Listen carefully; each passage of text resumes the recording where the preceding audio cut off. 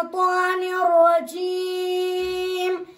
بسم الله الرحمن الرحيم. ولو أن قرآنا سيرت به الجبال أو قطعت به الأرض أو كلم به الموتى بل الله الأمر جميعا أفلم ييأس الذين آمنوا أن لو يشاء الله لهدى الناس